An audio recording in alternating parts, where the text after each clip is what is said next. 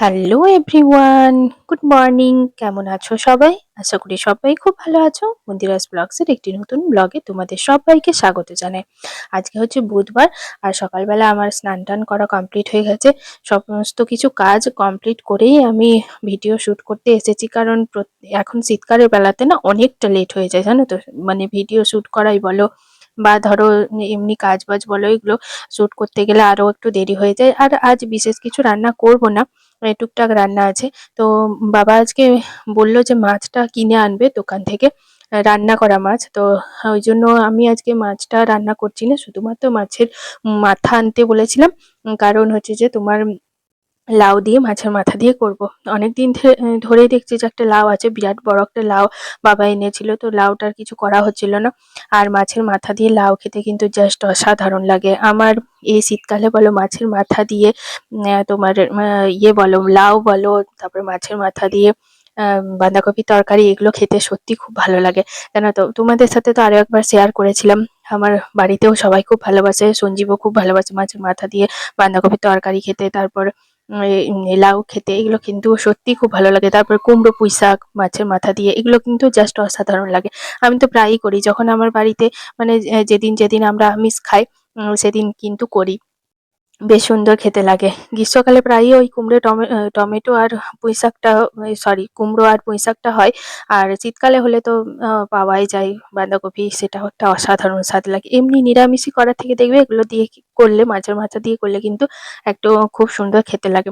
তো আমি সেই জন্য আজকে লাউটা নিরামিষিতে করিনি, অল্প একটুখানি করব, সেটা আলাদা করে রেখে দিয়েছি। আর যেটা এখন মাছের মাথাটা দিয়ে করব সেটা আমি নিয়ে চলে এসেছি।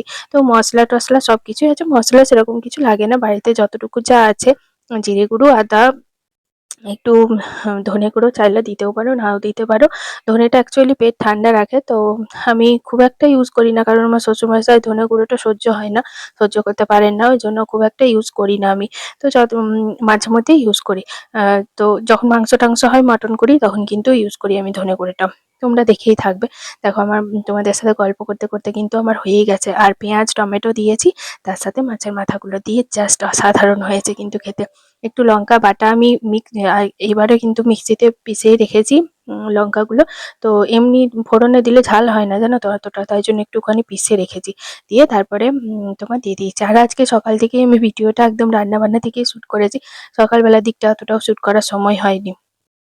আর আমি বাঁধাকপি কালকে করেছিলাম, তো সেই পাতাগুলো রেখে দিয়েছিলাম, জানো তো। তো পাতাগুলো রেখে দিয়েছিলাম, কুচি কুচি করে কেটে নিয়েছি। তারপর তোমার ওই বাঁধাকপির পাতাগুলোকে কুচি কুচি করে কেটে নিয়ে একটু কুকারে সেদ্ধ করে নিয়েছি। দুটো সিটির মতো দিয়ে দিয়েছি, মোটামুটি সেদ্ধ হয়ে গেছে। তারপরেই তোমার একটু রসুন দিয়ে ওগুলোকে ছকে নেবো, জাস্ট অসাধারণ লাগে। তোমরা যারা যারা খাওনি তারা তারা অবশ্যই বাড়িতে ট্রাই করে দেখবে, বেশ খেতে ভালো লাগে। আমার তো বেশ ভালোই লাগে।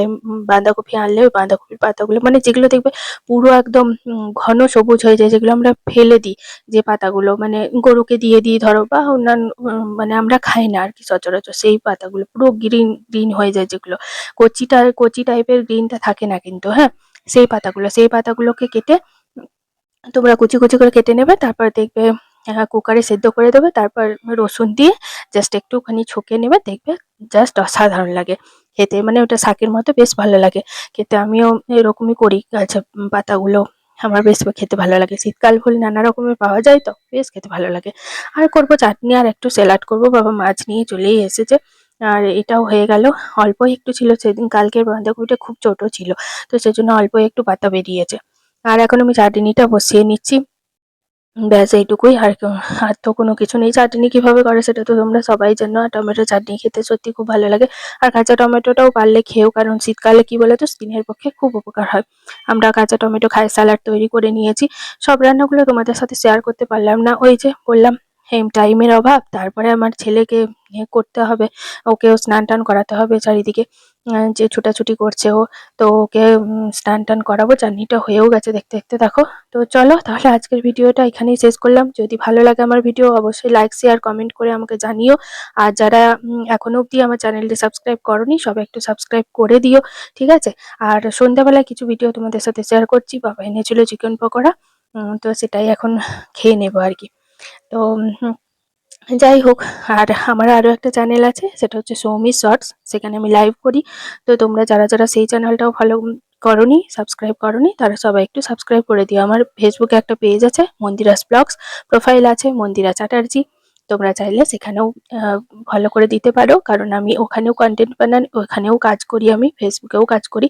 তো তোমরা চাইলে আমাকে ফেসবুকেও আমার ফলো করে দিতে পারো, ইনস্টাগ্রামেও ফলো করতে পারো, তবে আমি ইনস্টাগ্রামে কাজ করি না।